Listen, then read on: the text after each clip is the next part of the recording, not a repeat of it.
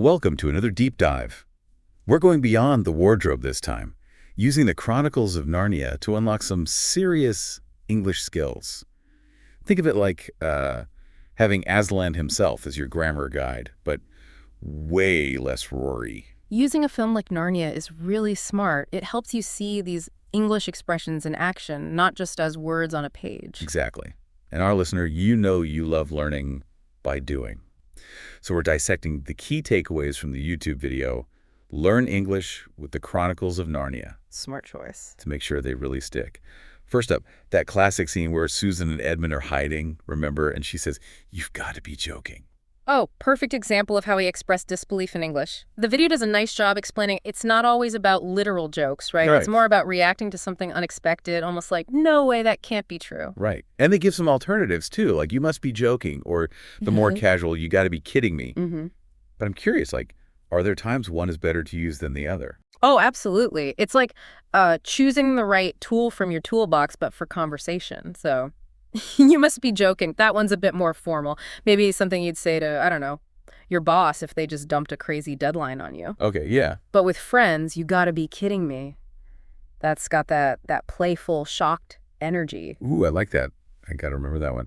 Okay, now the video also talks about the word shove, and they connect it to shovel, which I thought was really clever. Yeah, that's a great way to show how language evolves over time, right? Yeah. So you have this physical action, pushing with force, kind of like when you're using a shovel. Yeah. And that becomes the word we use for any forceful pushing, whether it's physical or even metaphorical. Okay, that makes sense. Yeah. And it leads perfectly into the idiom when push comes to shove, which the video explains means like when things get real and you had to take action.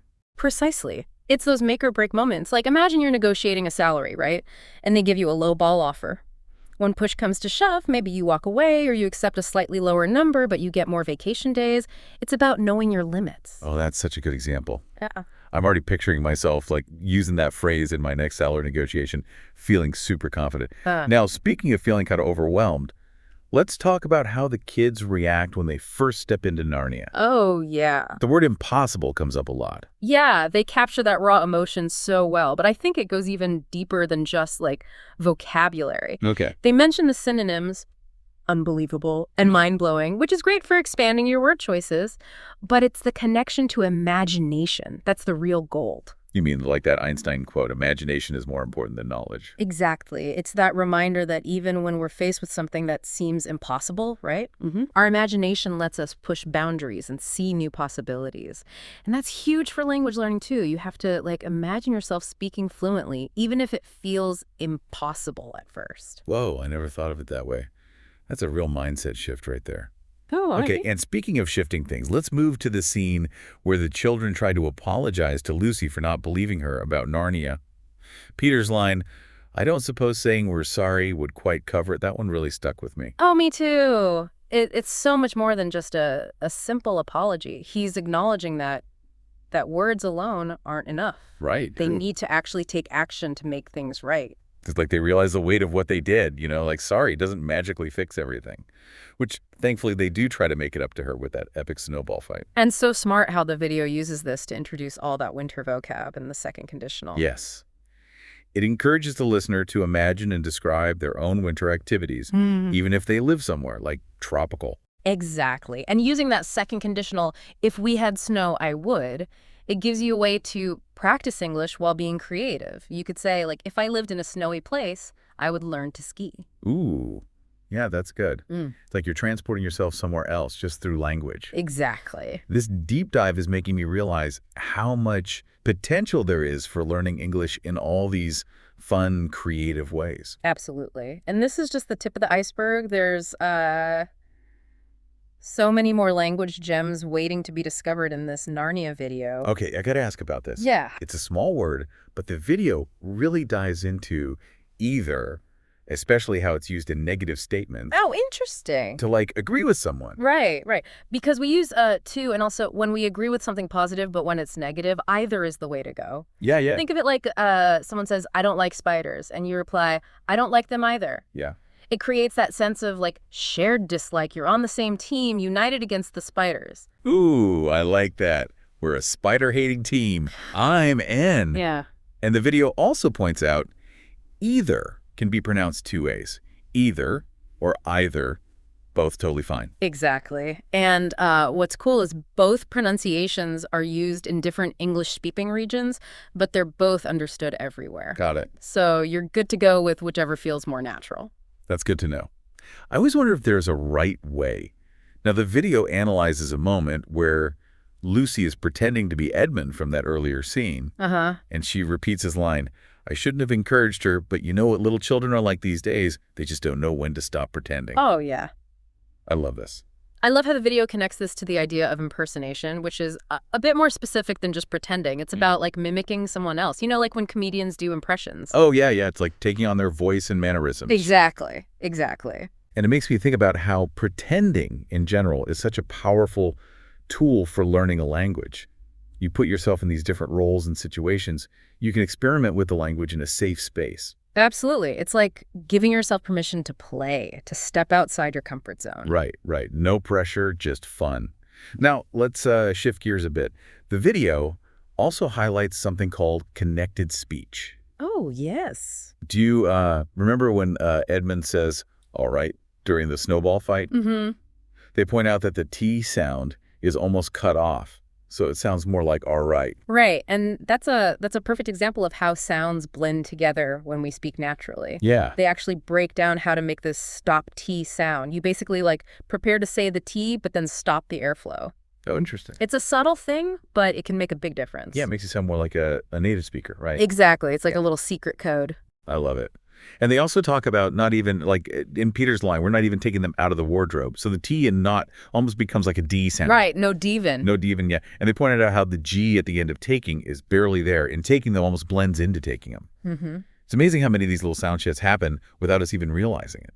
It's true. And they're so important for understanding native speakers and sounding more natural yourself. I'm starting to see connected speech as like this hidden rhythm of English. Yes. It's like uncovering this whole other layer of the language. Okay, and speaking of uncovering things, let's circle back to the scene where the kids are deciding whether to explore Narnia further. Okay.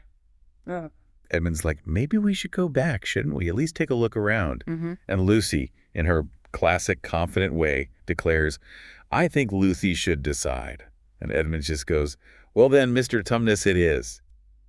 The video highlights this phrase, "then something it is," as a casual way to express agreement. Oh, it's so simple, but so useful. Right. It just shows you're, like, accepting the decision, willing to go along with it. Yeah. You could use it in so many situations. Choosing a restaurant, picking a movie to watch, anything. It's like that effortless, okay, let's do it kind of vibe. Exactly. I love how this deep dive is giving me all these practical phrases I can actually use. Now, the video also points out Peter's line, "If you think about it logically, we're not even taking them out of the wardrobe," when he's talking about the coats they found in Narnia, which is, of course, inside the wardrobe. I mean, it's wonderfully absurd. Oh, it's brilliant. Right. It shows the playful side of language. He's using logic in this way that's both funny and kind of thought-provoking.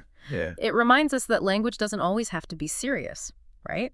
We can have fun with it, bend the rules a little, create these humorous effects. Right. He's like acknowledging the absurdity of the situation while still trying to find a logical explanation. Yeah. And the video encourages us to do the same. You know, to embrace that playful side of English and experiment with different ways of using it. Absolutely. It's about letting go of that fear of making mistakes and just enjoying the process of learning and experimenting. I'm really starting to see how even a fantasy story like Narnia can be such a rich resource for learning English. Oh, for sure. And we've only just scratched the surface. There's so many more linguistic treasures hidden within this magical tale. You know, we talked so much about the actual language in Narnia, but I feel like we got to address the elephant in the room, or maybe the wardrobe in the room in this case.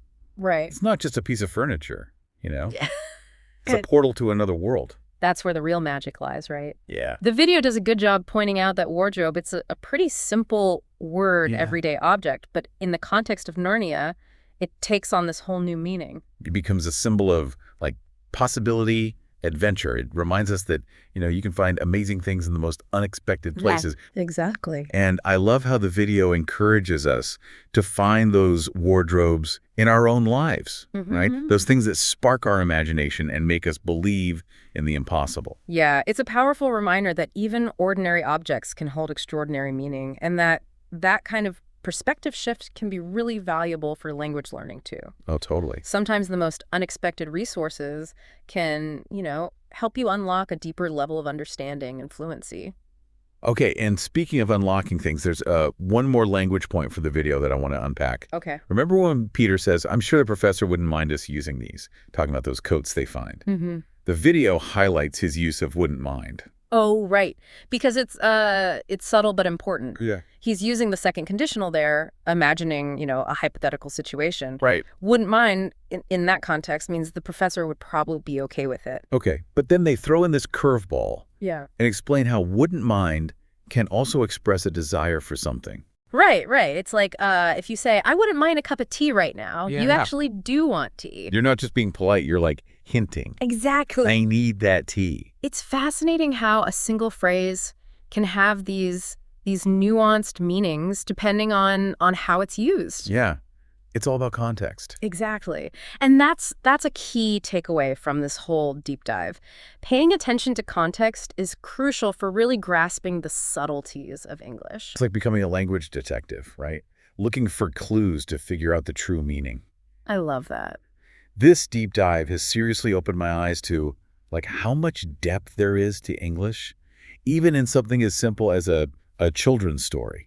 And that's the beauty of language learning, right? Yeah. There's always more to discover, more layers to peel back, more nuances to appreciate. It's a journey that never really ends. Exactly. This journey through Narnia has definitely been an adventure. I feel like we've uncovered so many valuable insights, from those practical expressions and idioms to pronunciation tips, and even a deeper understanding of how imagination and language, they're kind of intertwined. Absolutely. And the best part is, this is just the beginning. The video is a fantastic starting point. Right. But the real learning happens when you take these insights and apply them in your own life, your own conversations, It's about taking that next step. Yeah.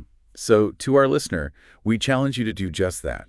Rewatch the Narnia movie, really listen to that dialogue, and see what else you can uncover.